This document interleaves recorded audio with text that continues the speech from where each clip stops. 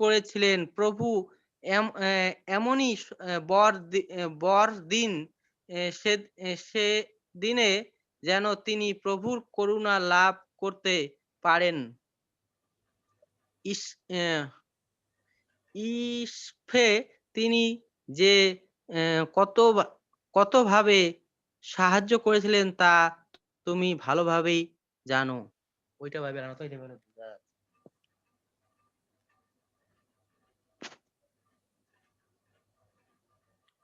हो गया सत्या? हाँ हो गया। थैंक यू वचन पढ़ने के लिए, बहुत बहुत धन्यवाद। अभी हम ठीक। लोग ये 2 तिमोथी का किताब को देखने वाले हैं और समझने का कोशिश करने वाले हैं कि इस चिट्ठी में परमेश्वर हमसे क्या बात करना चाहते हैं। और ये चिट्ठी पिछले कई दिनों से मैं स्टडी कर रहा हूँ और परमेश्वर मुझसे बातें कर रहे इस चिट्ठी से, और मैं सोच रहा था कि इसी चिट्ठी को मैं अभी आप लोगों के साथ भी शेयर करूं, और सीखने के लिए इसमें बहुत कुछ है। अभी ये चिट्ठी जो है पौलुस तिमोथी को लिख रहा है। पहला तिमोथी का चिट्ठी को हमने पहले ही देख लिया था और इस उसके ऊपर हमने बहुत सारी चीजें देखा। मंडली के जो प्राचीन है किस प्रकार का होना चाहिए, उसका व्यवहार किस प्रकार का होना चाहिए, ये सारी बातें हमने पहले तिमोथी का किताब में, चिट्ठी में हमने देखा।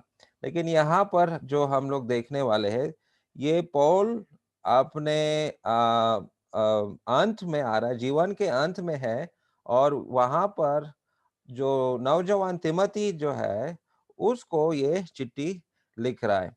और पौल का जो समस्याएं हैं उसको भी हम लोग देखने वाले हैं और समझने का कोशिश करें कि पौल जब उसके जीवन के अंत में आया है तो क्या क्या समस्याओं का सामना उसको करना पड़ा। अभी याद रखो कि तिमोथी जो है ये एक नौजवान एक प्रकार का प्रभु का सेवक है, प्रभु का दास है, और एफेसस नाम का मंडली में वो सेवा कर रहा है। और पौल जो है ये रोम में है। अभी आपके स्क्रीन पे मैं थोड़ा दिखाता हूँ, ये जो है रोम, ठीक है। ये रोम से पौलुस जो है एफेसस जो है यहाँ पर है। एफेसस को वो तिमोथी जो उस मंडली का जो देखभाल कर रहा है, वो वहां उसको ये चिट्ठी लिख रहा है। और पौल को चिंता हो रहा है कि तिमोथी कैसा उस मंडली का देखभाल करेगा, कैसा वो जो सेवा जो है आगे बढ़ाएगा। तो ये सारे चिंता पौल के मन में है। और इस और तिमोथी को उस मंडली का और भविष्य में किस प्रकार से सेवा करना है, क्या बहुत ही महत्वपूर्ण बातें हैं जो उसके जीवन में सीखना है, ये सारी चीजें वो बता रहे हैं। अभी ये हम लोगों को याद रखना है कि पौल अभी कहाँ पर है, जेल में है। सिर्फ ऐसा कोई साधारण जेल नहीं है, मैं आपको वो फोटो भी दिखाऊंगा कि ये जेल किस प्रकार के है। लेकिन ये ऐसा हो गया कि नीरो नाम का एक जो राजा रोम राज के ऊपर वो कर रहा है, और उस जमाने के पूरे दुनिया पर के ऊपर वो राज कर रहा है। और ये नीरो जो है उसने रोम शहर को जला दिया, और जलाने के बाद पूरा रोम जो है जल गया। जितने भी बड़े बड़े बिल्डिंग है, बड़े बड़े दफ्तर है, जितने भी वहां पर काम बाजार जो है, सब कुछ जल गया। लेकिन ये जलाने का उसका एक दूसरा प्लान था, वो दूसरा नया नया बिल्डिंग बनाना चाह रहा था। लेकिन जब पूरा बिल्डिंग, पूरा रोम शहर आग से राख हो गया, तो लोग पूछने लगा कि इस शहर को जलाने वाला कौन है, कौन है इस शहर को जलाने के पीछे। तो ये नीरो नाम का जो राजा है इसने बोला, देखो क्रिश्चियन लोगों ने इस शहर को जला दिया। तो वो झूठ बोला, और इसका जलाने का जो आरोप है क्रिश्चियनों के, ईसाइयों के ऊपर उसने डाल दिया। तो क्या हो गया अगर ऐसा समस्या विश्वासी लोगों के ऊपर, मसीह लोगों के ऊपर जब आ जाता है, तो उनका हत्या करना शुरू हो जाता है। जहां पर भी क्रिश्चियन पाया जाता था, तो उसको मार के उनका हत्या किया जाता था। और उसी कारण पौल जो है, पॉल को अभी जेल में डाल दिया गया था। उसके ऊपर झूठा आरोप लगा दिया गया कि ये पौल भी ये रोम के पीछे जलने का कारण है। क्योंकि पौल जो है विश्वासी लोगों का एक बड़ा प्रधान था, एक लीडर था। तो इसलिए पौल और जितने भी लोग जो मसीह लोग जो है, खास करके शिष्य लोग जो है, 12 शिष्य लोग जो है, उनको गिरफ्तार करके एक एक करके उनका हत्या किया जा रहा था।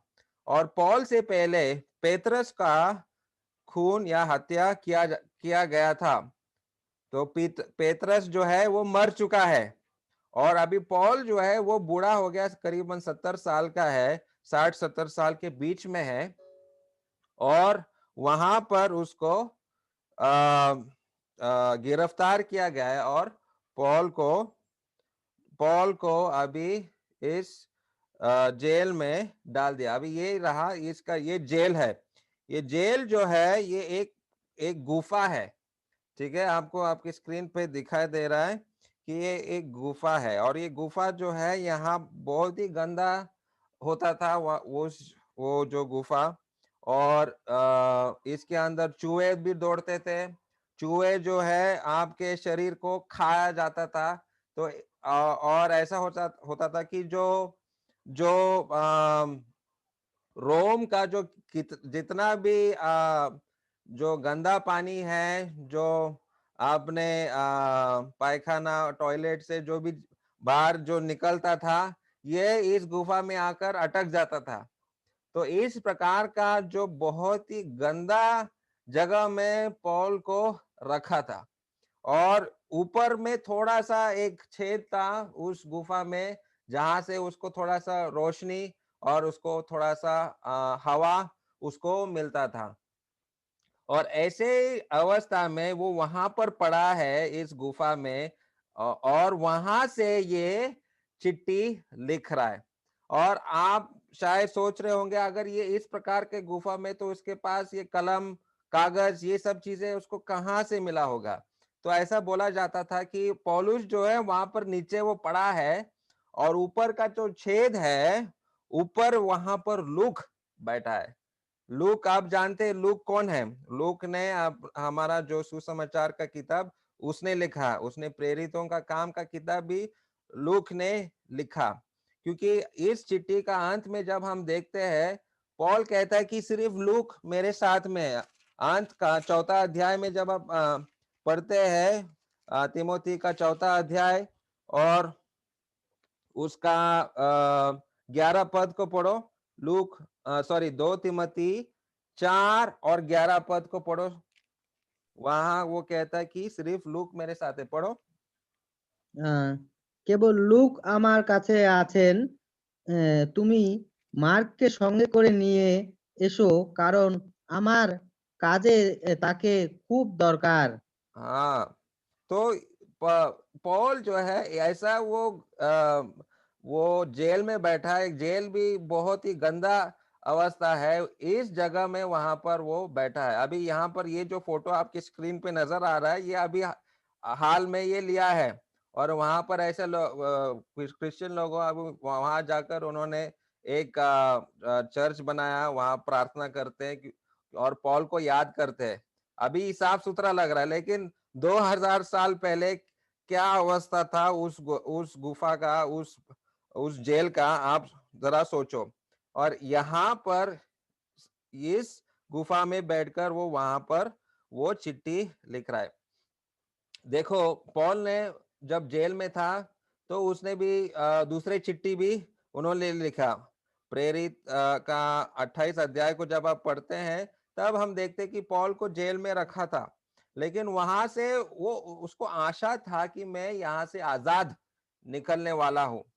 आजादी उसको वहां पर मिलने वाला था, और वो आशा उसको वहां पर है। लेकिन यहाँ इस जेल में यहाँ पर बैठा है, पॉल को कोई आशा नहीं है, मतलब वो जानता है कि मेरा अंत आ चुका है, ठीक है, वो मरने वाला है, इसलिए यहाँ पर वो दिखता है।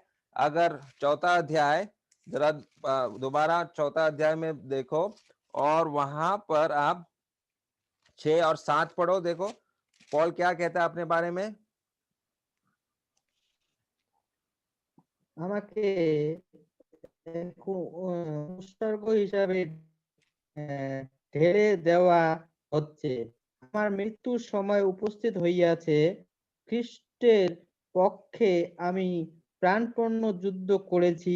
আমার জন্য ঠিক করা পথের শেষ পর্যন্ত দৌড়েছি এবং খ্রিস্টের মধ্যে বিশ্বাসকে ধরে রেখেছি। हाँ, तो वहां पर हम लोग देख सकते हैं कि पॉल कह रहा है कि मेरा अंत आ चुका है। मैंने जो जीवन का जो भी काम था मैंने खत्म किया। कि क्या कैसे हिंदी में ऐसा लिखा है, क्योंकि अब मैं अर्घ के समान उंडेला जाता हूँ और मेरे कुछ का समय आ पहुंचा है, मतलब वो उसका अंत का समय आ पहुंचा है करके वो कह रहा है। और उसने अच्छी कुश्ती लड़ चुकी है, मतलब जो भी समस्या, जीवन का जो भी समस्या है उसके साथ कुश्ती खेला है और वो जीत चुका है, ऐसा वो कह रहा है। तो पॉल कह रहा है कि मेरा अभी जीवन समाप्त हो गया है और मैंने जो भी काम किया मैंने सही रीति से मैंने किया। जरा देखो पहला अध्याय और दोबारा 1 का 3 पढ़ो, वहां पर उसने कैसा ये जीवन उसने जिया, कैसा लिखा है वहां पर। 1 का 3। আমার পূর্বপুরুষেরা যেমন ঈশ্বরের সেবা করতেন তেমনি আমিও পরিষ্কার বিবেকে ঈশ্বরের সেবা করে থাকি।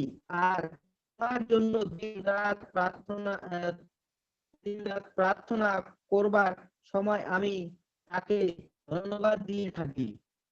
हाँ, तो ऐसा लिखा है कि एक शुद्ध विवेक था, उसका एक शुद्ध विवेक, जितना भी उसने হুম, कार्य किया प्रभु के लिए काम किया, उसने शुद्ध विवेक से उसने काम किया। और भी চেষ্টা उसका করে। संकट को जरा समझने का कोशिश करेंगे। पॉल किस अवस्था में है, एक तो अभी वो उसका जीवन का अंत है, उसका मन का अवस्था वो कह रहा है कि शुद्ध विवेक है, और वो कैसा जेल में पड़ा है। आपने 12 पद में देख लिया, 12 पद में हिंदी में पढ़ रहा हूं।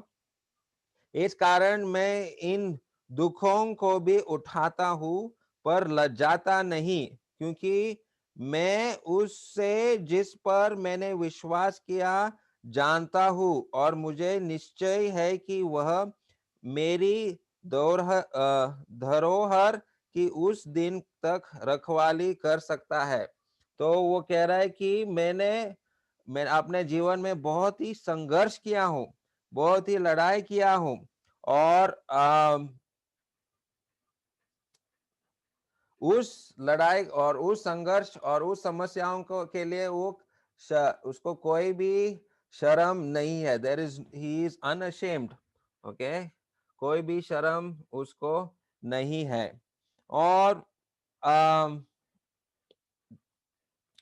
अभी जैसा वो जेल में बैठा है, हमने वो पढ़ा कि केवल लूक उसके साथ है, लेकिन जितने भी साथी थे उसके, उन साथियों ने भी उसको त्याग किया, उसको छोड़ दिया। तो जरा पढ़ो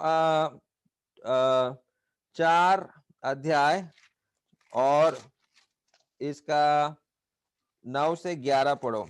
चैप्टर 4 वर्सेस 9 to 11। তুমি খুব চেষ্টা করো যাতে আমার কাছে শিগগিরই আসতে পারো, কারণ বিমান এখনকার লোককে ভালোবাসে। আমাকে ছেড়ে তিমোথী চলে গেছে। এছাড়া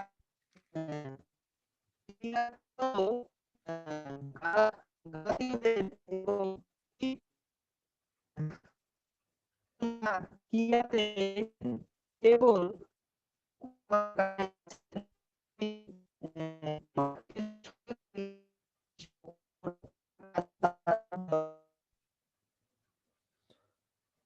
ओके, अभी 1 का 15 में भी ऐसा लिखा है कि तू जानता है कि आसिया वाले सब मुझसे फिर गए हैं, जिनमें फूगिलुस और हिरमुगिनेस है, तो सब उसको छोड़ दिया। जितने भी उसके साथी है सब ने उसको छोड़ दिया। देखो, पॉल का अवस्था को समझने का कोशिश करो।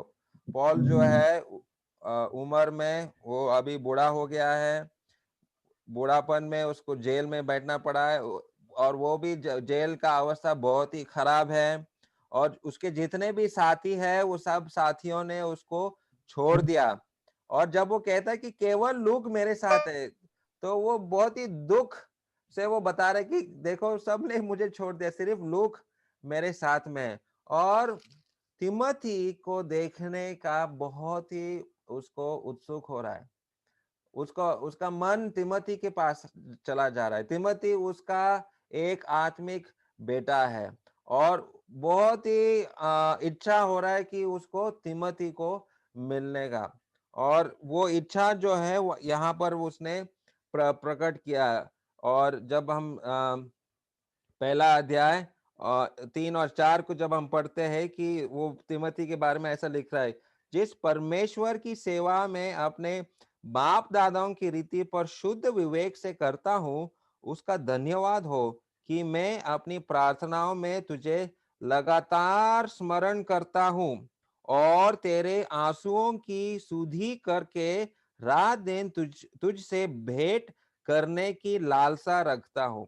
देखो, वो तिमोथी के बारे में क्या बता रहा है कि वो उसके लिए दिन रात प्रार्थना करता रहता है, और उसको याद करता रहता है, और उसको देखने का लालसा रखता है, बहुत ही इच्छा रख रहा है तिमोथी को देखने के लिए। और पॉल का जो दुख को थोड़ा समझने का कोशिश करो। ऐसे दुख की अवस्था में, ऐसे कठिन अवस्था में वो कहता है कि मैं जिस अवस्था में पड़ा हूं ना, मुझे कोई शर्म नहीं आ रहा है, बिल्कुल शर्म नहीं आ रहा है। मैं इस कठिन अवस्था में पड़ा हूं ना, मुझे शर्म नहीं आ रहा है। देखो, पॉल का जीवन से सीखने के लिए बहुत कुछ है। इस प्रकार से संकट, इस प्रकार का दुख, इस प्रकार का समस्या उठाने के लिए क्या मैं तैयार हूं? क्या मैं अपने जीवन के अंत में इस प्रकार से मैं बता सकता हूं कि मैं जो भी किया हूं उसमें मेरा शुद्ध विवेक है? और पॉल को चिंता हो रहा है तिमोथी का, और क्या चिंता हो रहा है मैं आपको बता रहा हूं। पॉल को तिमोथी का चिंता हो रहा है कि उसका जो विश्वास, तिमोथी का विश्वास जो है कमजोर हो रहा है। पॉल क्यों बता रहा है ये सारे समस्या के बारे में? पॉल तिमोथी को क्यों बता रहे कि मैं इतना कष्ट किया हूं? पॉल क्यों कह रहा है तिमोथी को मुझे प्रभु के लिए कुछ शर्म नहीं आ रहा है, जिस अवस्था में पड़ा हूं मुझे उसके लिए कोई लज्जित नहीं लग रहा है? क्यों बता रहा है? देखो, 6 पद में ऐसा लिखा है, मैं हिंदी में पढ़ रहा हूं। इसी कारण मैं तुझे सुधि दिलाता हूं कि तू परमेश्वर के उस वरदान को जो मेरे हाथ रखने के द्वारा तुझे मिला है प्रज्वलित कर। अभी ये प्रज्वलित शब्द क्या है बांग्ला में, कोई बता सकता है? पहला तिमोथी, दूसरा এই तिमोथी। জন্য हाँ এই জন্য এই জন্য আমি তোমাদের এই জন্য আমি তোমাকে আবার এই কথা বলতে চাই, हाँ তোমার উপর আমার হাত রাখবার মধ্যে দিয়ে ঈশ্বর তোমাকে যে বিশেষ দান দিয়েছেন তা আবার জাগিয়ে তোলো। हाँ, आबार जागिए तुलो। जो वरदान तुमको मिला था उसको दोबारा जगाना है। तिमोथी जो है वो करीबन 30-40 साल का है, मैंने बताया आपको। और तिमोथी शायद सोच रहा है, अरे पेत्रस मर गया, पॉल अभी मरने वाला है, बहुत ही संकट आ गया मंडली के ऊपर, हमारे ऊपर आरोप लगा दिया गया कि क्रिश्चियन लोगों ने रोम शहर को जला दिया, अभी सबको एक ना एक करके पकड़ के हम लोगों को जेल में डालने वाला है और हमको मारने वाला है। तिमोथी को शायद तिमोथी का जो विश्वास क्या हो रहा है, थोड़ा सा कम हो रहा है, घट रहा है, ऐसा लगता है। और ये बड़ी दुख की बात है, जो प्रचारक है, जो सेवा करने वाला तिमोथी है, उसका विश्वास जो है कमजोर हो रहा है। लेकिन पॉल तिमोथी को कह रहा है, उस वरदान को दोबारा प्रज्वलित करो। इंग्लिश में उसको कह रहा है कि वो जो आग जो है दोबारा उसमें आग डाल दो। इंग्लिश का शब्द है रिकिंडल, मतलब आग जल रहा है लेकिन वो आग जो है थोड़ा सा कम हो रहा है। जब हम लोग केरोसिन डालते आग में तो क्या हो जाता है, केरोसिन के डालने की वजह से, मिट्टी का तेल डालने की वजह से वो क्या होता है, वो आग जो है और भी उठता है। तो उस प्रकार से पॉल जो है इस विश्वास को दोबारा जगाने का कोशिश कर रहा है। और पॉल को समझ में आया कि तिमोथी को चिंता हो रहा है, और भी क्या हो रहा है तिमोथी का, थोड़ा सा हम लोग देखने वाले हैं। पॉल का समस्या को हमने देखा, इस सारे समस्याओं के बावजूद भी उसको तिमोथी का विश्वास के बारे में उसको चिंता हो रहा है। और पॉल कह रहा है कि देखो, मैं जेल में पड़ा हूं, मैं अभी मरने वाला हूं, मेरा अभी सिर वो लोग काटने वाले हैं, मुझे उसका कोई शर्म नहीं आ रहा है। तुमको अभी शर्मने का, लगने का कोई जरूरत नहीं है। और देखो उसमें और एक उदाहरण दिया, 1:16 में हमने और एक नाम पढ़ा, वहां पर उनेसिफुरुस के बारे में वहां पर हम लोग पढ़ा। उनेसिफुरुस जो है वो उसको इस जेल के अवस्था, जेल में कहां पर है उसको ढूंढते हुए आया। और ये उनेसिफुरुस जो है उसको शर्म नहीं आ रहा पॉल का अवस्था के बारे में। तो पॉल कह रहा है देखो, उनेसिफुरुस को भी कोई शर्म नहीं आया, तुमको भी शर्म लगने का जरूरत नहीं है। विश्वासी बनने का तुमको कोई शर्म लगने का जरूरत नहीं है। कोई भी समस्या तुम्हारे जीवन में आने से भी तुमको शर्म लगने का जरूरत नहीं है। और वो और एक चीज बताता है, देखो ये शर्म शब्द जो है, मैंने बार बार अपने बाइबल में नोट डाउन किया। 8 पद में वहां पर लिखा है कि तुमको शर्म नहीं लगना चाहिए। 8 पद में ऐसे लिखा है, इसलिए हमारे प्रभु की गवाही से और मुझसे जो उसका कैदी हूँ, लज्जित ना हो। देखो 8 पद में लिखा है लज्जित ना हो। फिर 12 पद में लिखा है, देखो 12 पद में, इस कारण मैं इन दुखों को भी उठाता हूं पर लज्जाता नहीं। देखो ये लज्जाता शब्द वहां पर आ गया। फिर 16 पद में उनेसिफुरुस के बारे में बता रहा है कि देखो 16 पद में, उनेसिफुरुस के घराने पर प्रभु दया करे, क्योंकि उसने बहुत बार मेरे जी को ठंडा किया और मेरी जंजीरों से लज्जित ना हुआ। देखो उनेसिफुरुस के बारे में भी बता रहे तिमोथी को, देखो उसको बिल्कुल लज्जित नहीं हुआ मेरे बारे में। और इसलिए वो तिमोथी को भी कह रहा है कि तुमको भी लज्जित होना नहीं चाहिए। और अगर हम लोग 2 अध्याय और 15 पद को जब हम पढ़ते हैं, 2 अध्याय और 15 पद को पढ़ो।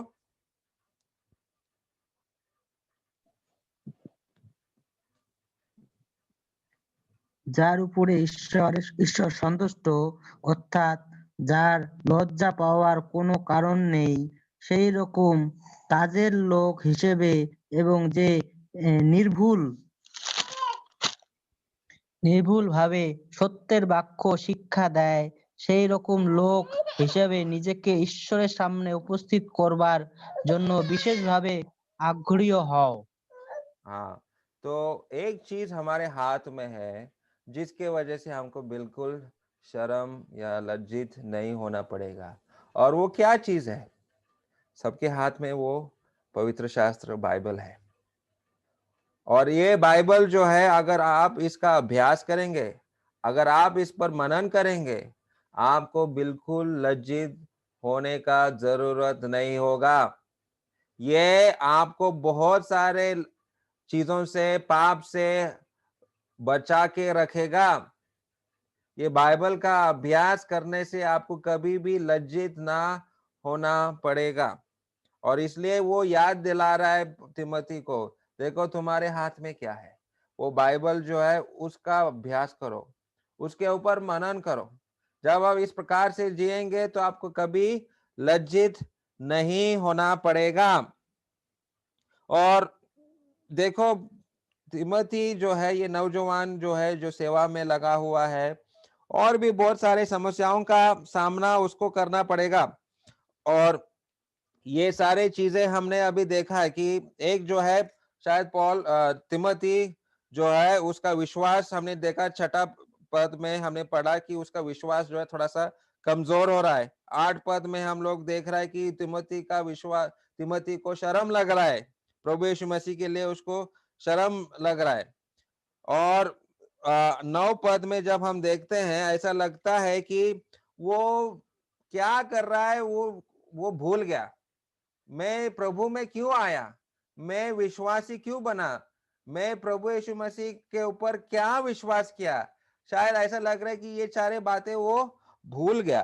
तो वो दोबारा उसका लक्ष्य जो है, तिमोथी का लक्ष्य जो है, वो सच्चाई पर और प्रभु यीशु मसीह पर केंद्रित कर रहा है। इसलिए 9 पद में वो कह रहा है कि देखो, तुम 9 पद जो है, जिसने हमारा उद्धार किया, देखो वो याद दिला रहा है तिमोथी को, तुम्हारा भी उद्धार हुआ है, हम सबका उद्धार हुआ है।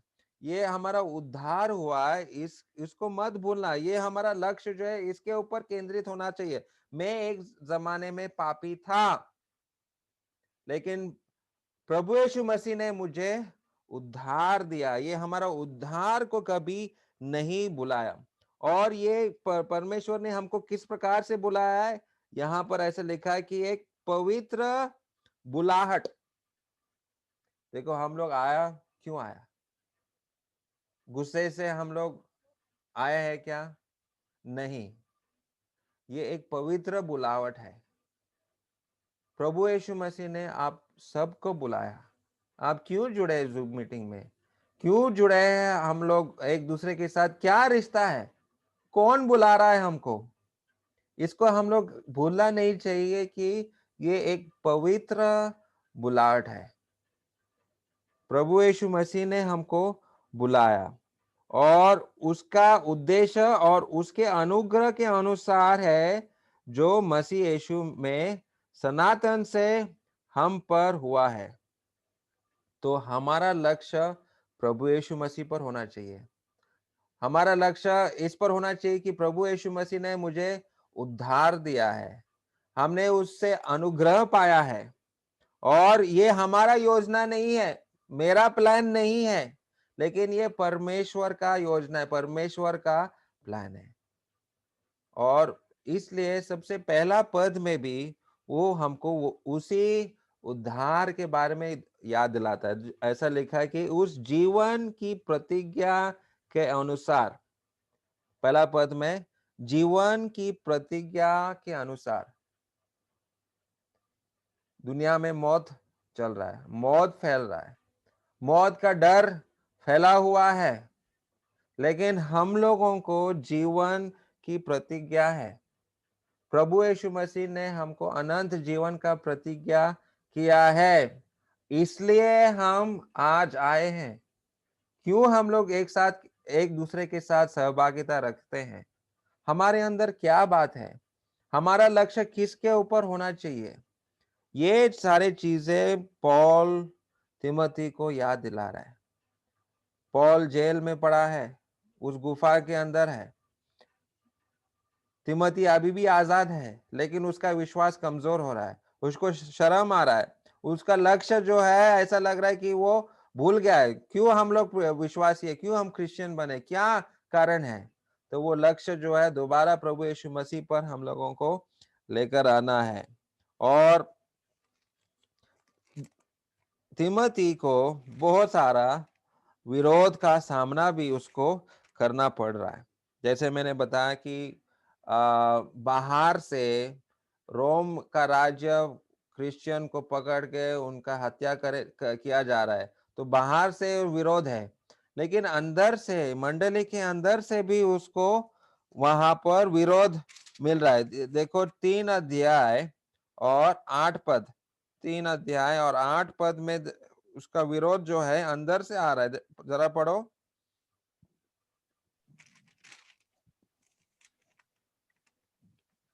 যেভাবে যেভাবে জাননি জাননি ও যাত্রী যাত্রী মসির বিরুদ্ধে দাঁড়িয়েছিল, ঠিক সেইভাবে এই লোকেরাও সেই সত্যের বিরুদ্ধে দাঁড়ায়। এদের মন জঘন্য এবং খ্রিস্টের মধ্যে বিশ্বাসের কোনো প্রমাণ তাদের মধ্যে পাওয়া যায়নি। राइट, जानेस एंड जाम्ब्रेस, अभी ये दोनों जो है मूसा के विरुद्ध में उठा था। और ये लोग जो है अपने आप को विश्वासी समझते हैं, और मंडली के लोगों को झूठ बोल के मंडली के विश्वासियों को दूसरा रास्ते पे लेके जाते हैं, ये फंसाने का काम करते हैं। तो विरोध जो है बाहर से है, विरोध जो है अंदर से भी है, और ये सारे चीजों का सामना तिमोथी को करना पड़ रहा है।